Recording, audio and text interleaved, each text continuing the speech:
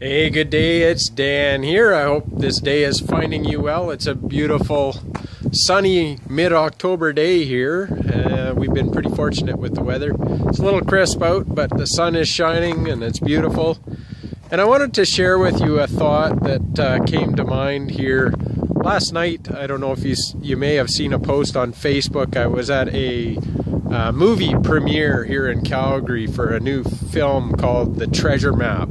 It's the latest film by Doug Vermeeren, gentleman known as the modern-day Napoleon Hill because he went out and interviewed 400 wealthy and successful people to find out their secrets of success. And so this film was a compilation with a number of my mentors actually featured in it. People like Dr. John Demartini, who was the first person I ever interviewed, and Raymond Aaron and Marshall Sylver, Loral Langemeier, Darren Jacklin, Randy Gage, who am I missing? Stefan Arneo, a number of great mentors who have played a role in helping me with my journey.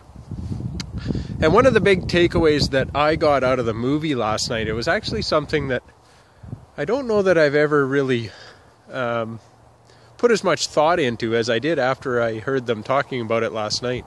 I'm just kind of wandering around here outside. It's so nice. I thought I'd get outside and get a little vitamin D, so take in the beautiful colors. It's not like down east where we get the reds and oranges, but we've got some beautiful yellows and all that.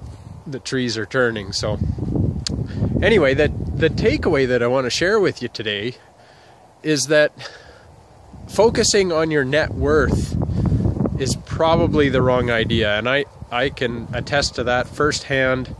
A number of years ago, when my wife and I actually built this house, we were doing really well. We both had full-time jobs. When we got married, we both had our own houses, so we were able to consolidate and sell her house and pay off all our debts and buy her a new vehicle, and so we were doing quite well. Our net worth had ballooned building this house. I'm going to sit down on the swing here for a minute. Hopefully it won't be too shaky for you. So I'll sit here on this kid's swing while they're not here. I get to ride on the swing. So anyway, back to the point is that we focused on our net worth. We were building our net worth. We built our dream home, which is our house over here, which we still live in today, 13 years later, 12 years later, I guess. And because we built the house ourselves, we did really well. We built a lot of sweat equity into the property, and our timing was really good. We were fortunate. We timed the market very well. And so our house is worth nearly 3 times what it cost us to build. And so we had a lot of equity. We had great net worth. We also had a couple of investment properties that we had renters in. So we had great net worth from that because there was equity in both of those properties. But here's the problem, is that you can't eat net worth. And had our focus been on cash flow instead of net worth, those years, the last few years after I left my job, the first few years after I left my job would have been so much better with cash flow instead of net worth. Granted, the net worth was fantastic because we were able to use some of that equity to finance building our business, to buy other investments, those kinds of things.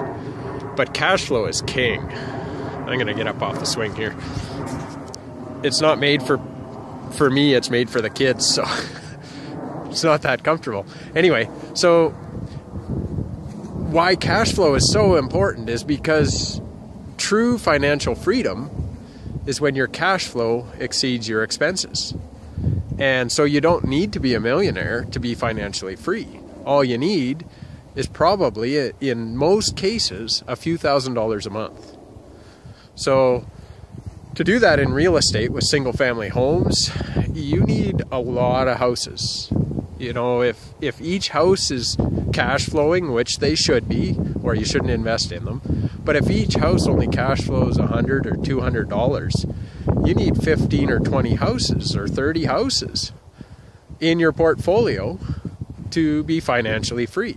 That's a lot of investment, and if you're managing those properties yourself, then that's a full-time job, and then some, because 4 or 5 houses is a lot to manage.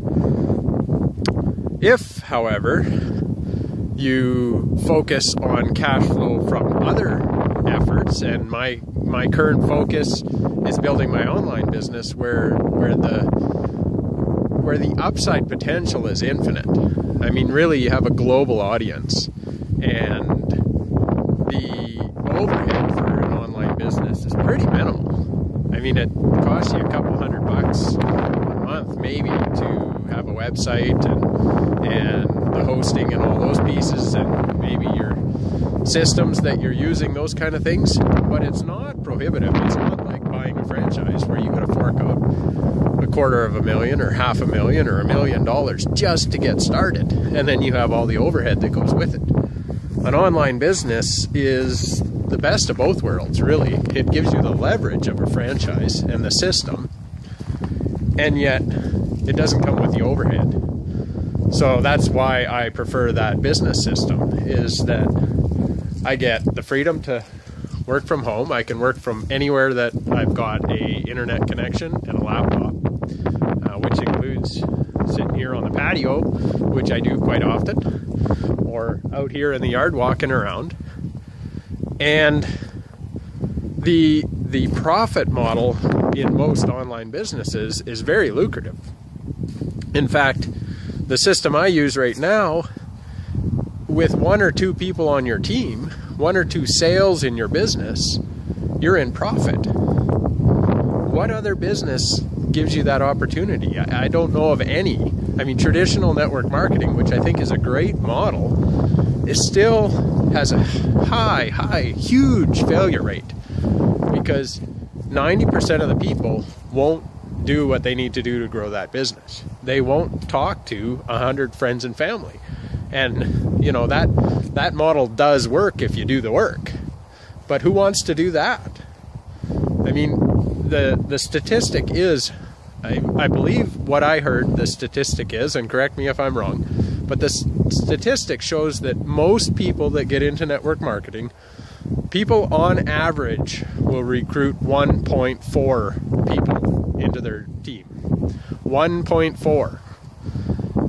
And if you're making $1 or $2 on that sale, you're not getting rich. You're not financially free. Now, flip that into a online business model, an affiliate model, something along those lines, where your commissions could be 70 or as high as 100%, and you make a $100 sale or a $200 sale. All that money goes in your pocket. That's profit. And so you don't need 10 or 20 or 100 or 300 people on your team to be financially free. You need a dozen. You need 20 maybe.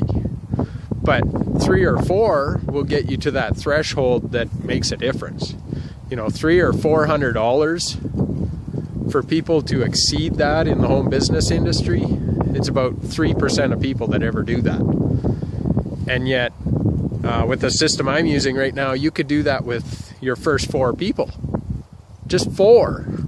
So I encourage you to, 1, take a look at where you're focusing on. Are you focusing on building your net worth?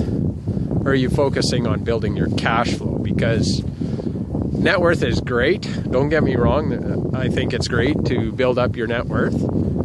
But I would focus on cash flow first, because once the cash flow is there, then you can build your net worth infinitely. You'll have the resources to do it. So I hope this video brought you some value. I hope I shared some good insights and maybe tweaked your thinking a little bit about how you're building your wealth. And if what I talked about when it comes to building your cash flow, if you'd like to look at an online business, something that gives you time freedom, that gives you flexibility to work from where you want, when you want, then shoot me a message. Let me know.